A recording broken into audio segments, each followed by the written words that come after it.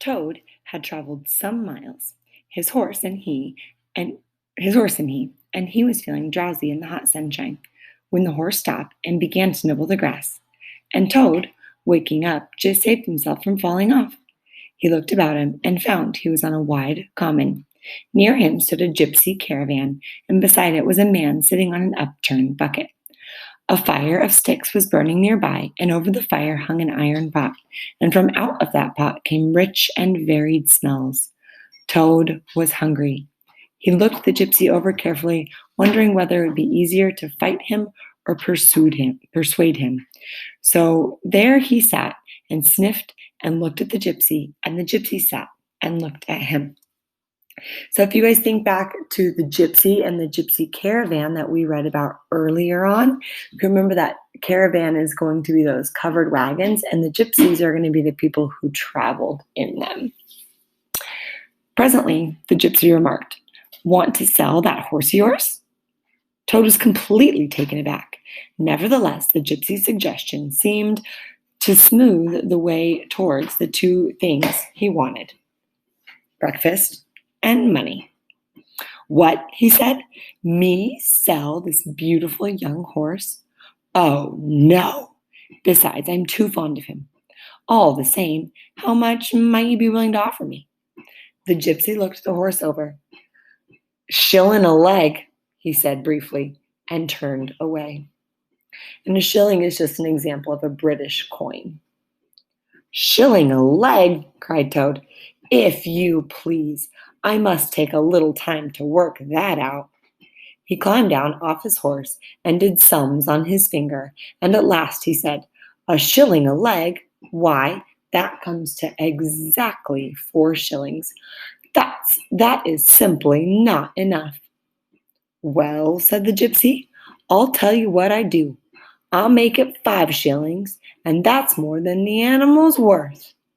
Then Toad sat and pondered. He was keenly aware that he was hungry and penniless. At last he said firmly, "Look here, you give me 6 shillings and 6 pence, and as much breakfast as I can eat, and in return I'll hand over my horse."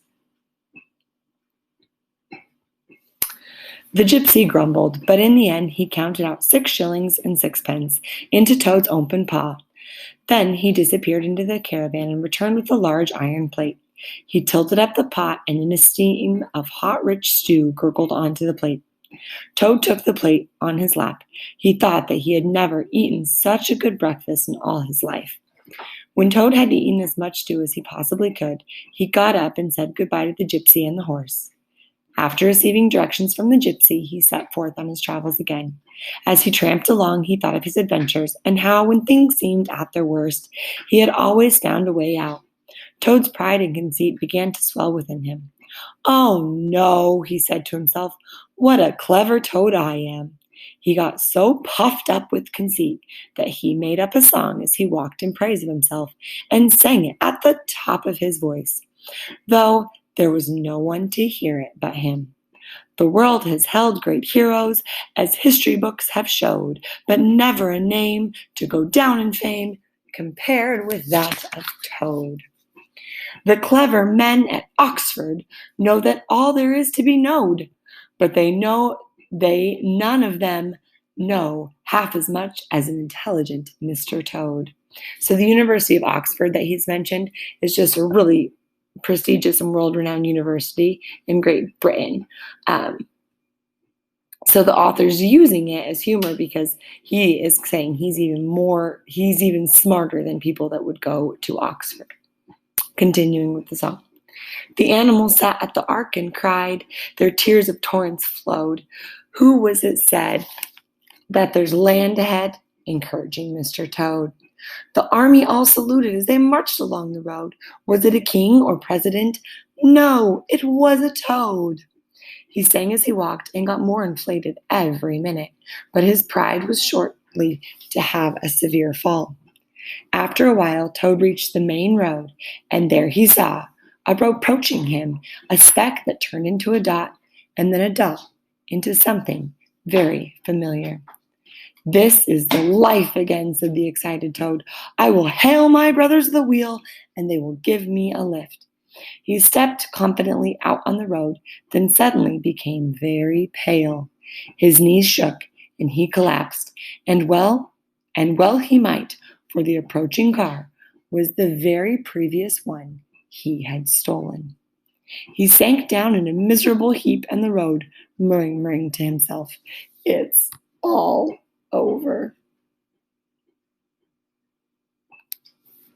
The motor car drew slowly nearer, till at last he heard it stop just short of him. Two gentlemen got out and walked around the heap lying on the road, and one of them said, "Oh dear, here's a poor little old thing, a washerwoman apparently, who has fainted in the road. Let's just take her to the nearest village." They tenderly lifted Toad into their motor car and proceeded on their way.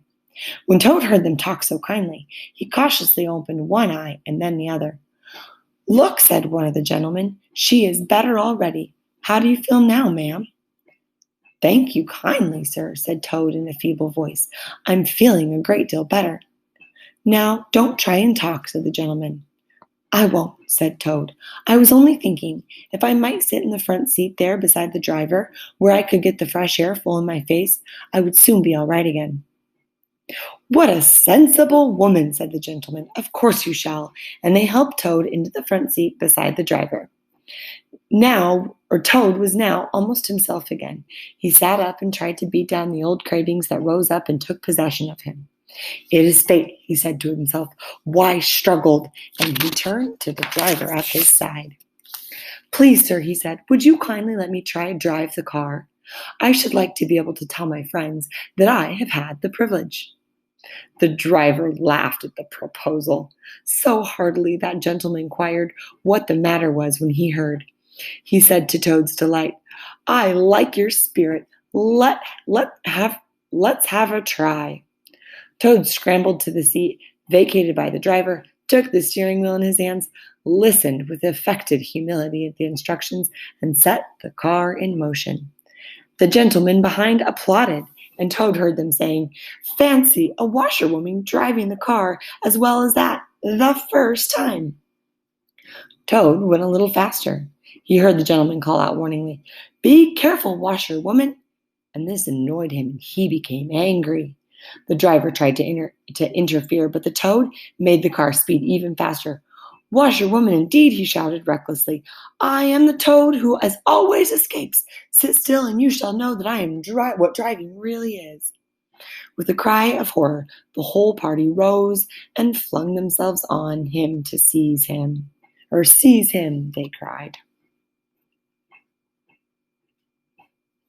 Alas, they should have remembered to stop the no motor car before attempting to seize Toad. With the turn of the wheel, the Toad set the motor car crashing through a hedge. One mighty bound, and the wheels of the car were churning up thick mud of a horse pond. Toad found himself flying through the air. He eventually landed on his back in the soft grass of a meadow. Sitting up, he could just see the motor car in the pond. The gentleman and the driver were floundering in the water. He picked himself up and set off running across the country hard as he could. He ran till he was breathless and weary and had to go at a slower pace. When he had recovered his breath, he began to laugh. "Ha, ha, ha," he cried in ecstasies of self-admiration. "Toad, as usual, comes out on top." Then he burst into song. A slight noise at a distance behind him made him turn his head to look. Oh, horror! About 2 fields off, the chauffeur, or driver, and 2 large policemen were visible running towards him. Toad sprang to his feet and pelted away again. "Oh my," he gasped as he ran. "What a fool I am! What a conceited numphy!" Toad glanced back and saw that they were gaining on him. He ran desperately. He did his best, but his legs were short. Ceasing to head where he was going, he struggled on wildly. Then suddenly the earth failed under his feet. The Toad grasped at the air and splash! He found himself head over ears in deep water. He had just run straight into the river. Toad back on the river, Toad back on the river, Toad rose to the surface. and tried to grasp the reeds, but the stream was so strong that it tore them out of his hands. "Oh my," gasped poor Toad. "If I ever steal a motor car again." Then down he went and came up sputtering. Presently, he saw that he was approaching a big, dark hole in the bank, just above his head. As the stream bore past him, he reached up with a hand and caught hold of the edge. Then slowly he drew himself out of the water till he was able to rest his elbow on the edge of the hole. As he stared before him into the dark hole, some bright small things twinkled in the depths. As it approached, a face grew up gradually around it. And it was a familiar face, brown and small, with whiskers. It was Water Rat.